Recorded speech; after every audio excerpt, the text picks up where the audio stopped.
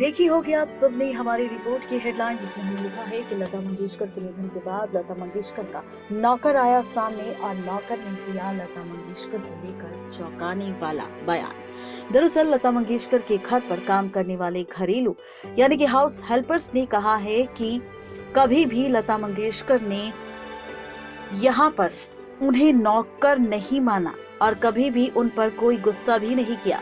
लता मंगेशकर का रविवार के दिन 92 साल की उम्र में मुंबई के ब्रीच कैंडी हॉस्पिटल में निधन हो गया।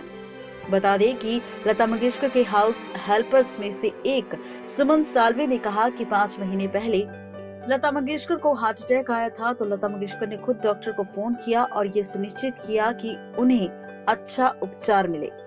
आपको बता दें कि यहाँ पर सुमन साल्वे ने शिवाजी पार्क में लता मंगेशकर के रिश्तेदारों और दोस्तों के लिए आरक्षित क्षेत्र में इंतजार करते हुए भीगी आंखों से कहा, जब मैं उनकी आवाज पर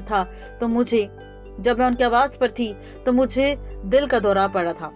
लता मंगेशकर ने मेरी जान बचाई थी, लेकिन सुबह अब वो खुद हमेशा के लिए चली गई है।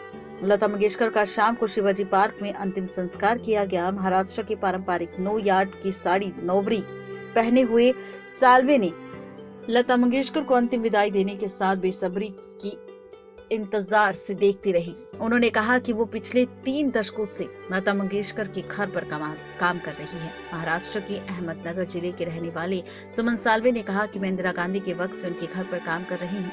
जब लता मंगेशकर की माई वहां आई थी, साल्वे ने कहा था कि उन्होंने दिग्गज गायिका को आखिरी बार उनके घर पर 1 महीने पहले देखा था, तब वो इलाज के बाद वहां गई थी। उन्होंने कहा कि लता मंगेशकर कभी हमारे साथ नौकर जैसा बर्ताव नहीं करती थी। वो प्यार से मुझे मौसीबाई बुलाती थी। उन्होंने कभी गुस्सा नहीं किया। इस दुनिया से दीदी जैसा कोई इंसान नहीं है और ना ही कभी होगा और ना ही कभी हो सकता है। इसी के साथ सुमन साल्वे ने आगे कहा कि लता मंगेशकर हाउस हेल्पर से हमेशा अच्छे तरीके से बात करती थी। उन्होंने कहा कि लता मंगेशकर ने उन्हें अपनी आवाज प्रभु कुंज आते रहने के लिए भी कहा था, जबकि हार्ट अटैक पड़ने के बाद उनकी चिकित्सक स्थिति ऐसा करने की अनुमति नहीं देती थी।